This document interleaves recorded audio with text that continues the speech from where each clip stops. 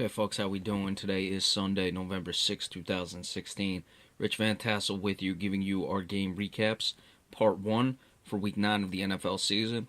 Our first game, the New York Giants beating the Philadelphia Eagles 28-23. Giants moved to 5-3. Eagles dropped to 4-4. Carson Wentz 27-47, 364 yards, no touchdowns, 2 interceptions. Those both came early on, led to 14 New York Giant points. Darren Sproles, the top rusher, 13 carries, 57 yards. Wendell Smallwood, 2 for 25. That's 4.4 and 12.5 yards, respectively. Ryan Matthews had 5 rushes for 15 yards and a touchdown. Kenjon Barmore also had a touchdown run on a 3-yard carry. Altogether, the team 25 of 96, 3.8 yards per rush. Zach Ertz, the top receiver, 8 for 97. Jordan Matthews, 6 for 88. Bryce Treggs, 2 for 69. Trey Burton, 3 for 55. Of course, no receiving touchdowns. Nelson Aguilar recovered his own fumble. They only had 1 sack, the Eagles. It was Destiny Viejo. Guess you pronounced that right. Jordan Hicks and Nolan Carroll had interceptions. Darren Sproles had a 66-yard kick return, altogether 2 returns for 76 yards. That's 38 yards per return. Caleb Sturgis 3 for 4 in his field goals. The one was blocked. We'll get into that in a little bit.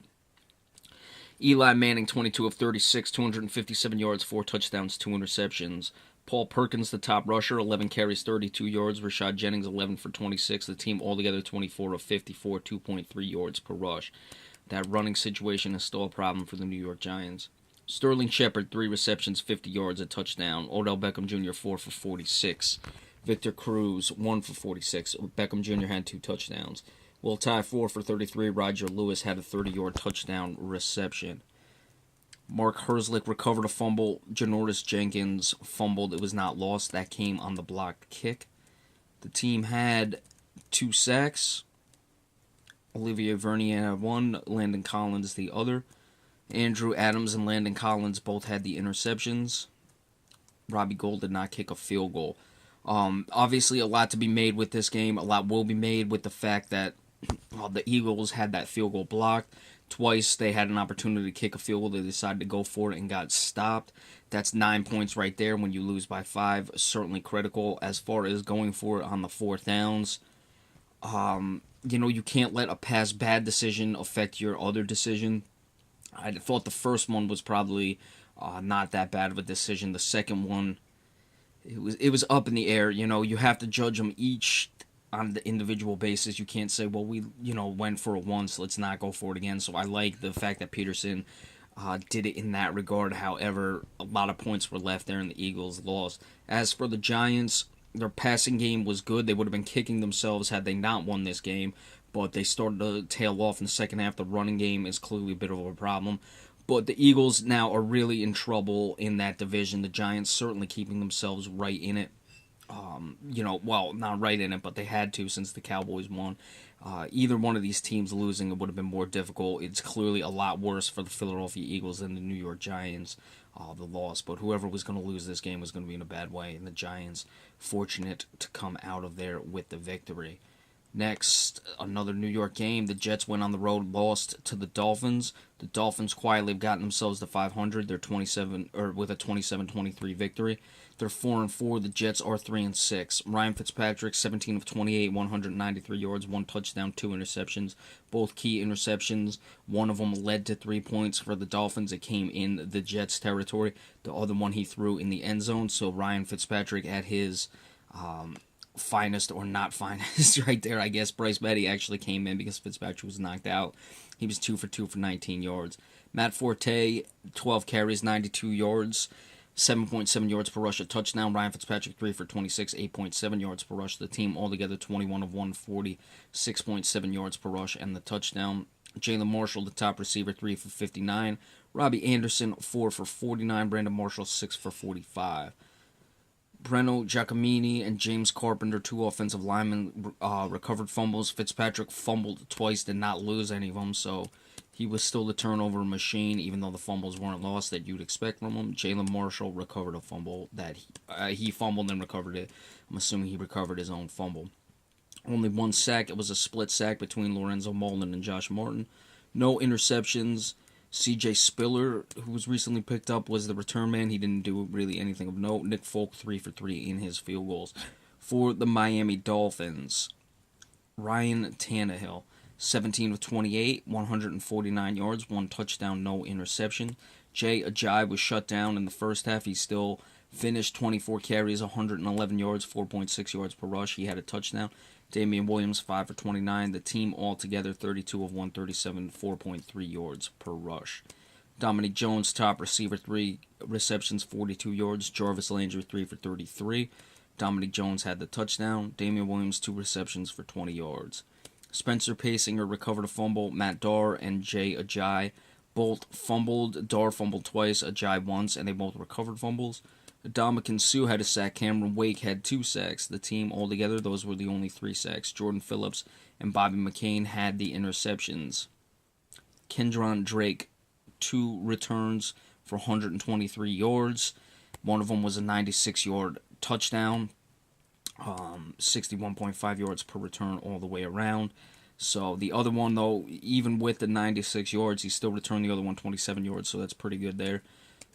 And Andrew Franks, 2 for 2 in his field goal. So the Jets now are in a pretty bad situation, but once they lost 4 straight games, it was going to be tough for them. You would figure they'd had to get into at least 4 wins before their 6th loss.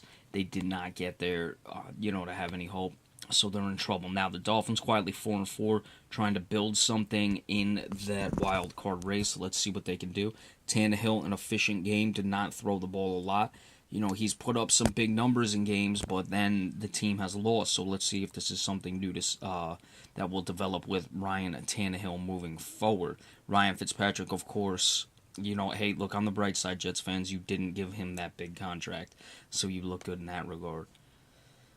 The Pittsburgh Steelers lost to the Baltimore Ravens. Both teams now 4-4, and that division has suddenly become very interesting. It was a 21-14 victory for the Ravens. Ben Roethlisberger was not good in this game. I was able to see some of it. 23 of 45, 264 yards, 1 touchdown, 1 interception. Very inconsistent all game long, though, and it reflects with the 22 incomplete passes and only 23 completed passes. Le'Veon Bell never got going. 14 carries, 32 yards, 2.3 yard average. Ben Roethlisberger, 3 carries, 3 yards. He had a touchdown. The team altogether 18 of 36, 2 yards per rush, and the touchdown. Eli Rogers, the top receiver, 6 for 103. Antonio Brown, 7 for 85, had the touchdown. Le'Veon Bell, 6 for 38. Roethlisberger fumbled twice, recovered one of them, did not lose any of them. Le'Veon Bell recovered a fumble. The team did have 3 sacks. James Harrison had 2 of them. The other was split between Ryan Shazier and Anthony Cicalillo. Artie Burns had an interception. Nothing of note in the return games, and nothing of note really in the special teams games at all because no field goals were attempted. For the Baltimore Ravens, Joe Flacco, 18 of 30, 241 yards, 1 touchdown, 1 interception. Ryan Mallett, that is, came into this game, threw a pass, and completed it for 9 yards. Terrence West, the top rusher, 15 of 21, 1.4 yards per rush. Kenneth Dixon, 9 of 13, also 1.4. The team altogether 29 carries for 50 yards, 1.7 yards per rush. Mike Wallace had a big day, 4 receptions, 124 yards, and a touchdown. That touchdown was a 96-yard touchdown completion. Steve Smith Sr., 4 receptions, 47 yards. Bashard Perriman, 3 for 33. Marshall Yanda recovered a fumble. Joe Flacco fumbled. It was not lost. Terrence West also fumbled. It was not lost. Kamir Aiken recovered a fumble. The team had 2 sacks. Gerard Powers had 1. Matt Judon the other. Timmy Jernigan had an interception. Justin Tucker 2 for 2 in his field goals. Neither team was very good. This was a sloppy game either way. Baltimore, they had a bit of a down year last year. I was expecting a little more from them, but I'm still not totally shocked that they've struggled at times this year. As for the Pittsburgh Steelers, I really have to wonder what's going on. The inconsistency has really come in, and it's, you got to put it mostly on the fact that Ben Roethlisberger has been hurt at times this season, and I think that's really affecting them. They have the Cowboys coming in next week, so they're going to have to figure things out right away. And all of a sudden, Cincinnati's now back in this division race. And, it's basically all even going down the final 8 for those 3 teams, though the Bengals do have the tie. The Cowboys, in a game I was worried about and shouldn't have been, really handed it to the Cleveland Browns, 35-10. Cowboys have now won 7 straight or 7-1. The Browns are 0-9. Dak Prescott, very, very good in this game. 21 of 27, 247 yards, 3 touchdowns, no interceptions. Mark Sanchez came in and threw a pass. It was completed for 8 yards.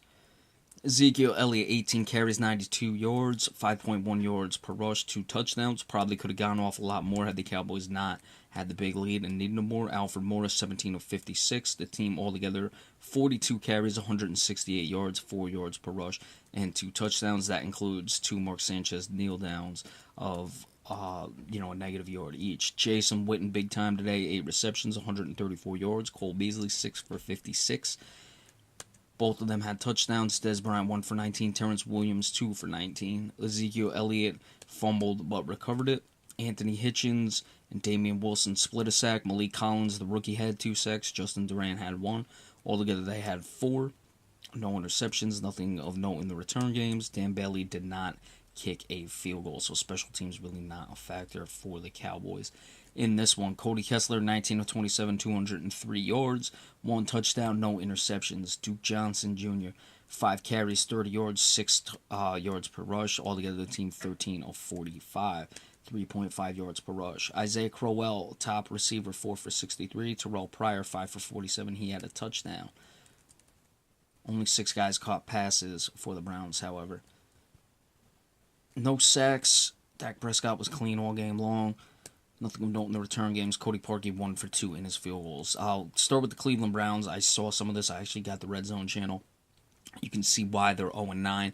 They had one where they had a penalty on 3rd down, gave the Cowboys another 3rd down, which they then converted the next 3rd down. They were offsides on the first, offsides on the second one. Of course, the Cowboys declined it. Missed a pretty easy field goal when the game, was, I don't want to say in doubt. It was never really in doubt, but when there was a chance to make noise. As for the Dallas Cowboys, they handled a bad team. They were effective on both sides of the ball, but when you're playing the Cleveland Browns, you would expect that. So we'll have to, just take that with a grain of salt. They go to Pittsburgh next week, a very talented team that has been inconsistent and is in need of a win, though. So let's see what the Cowboys are truly made of when they have that game next week. But nice to not have a letdown today. I was really worried about this one, as we discussed.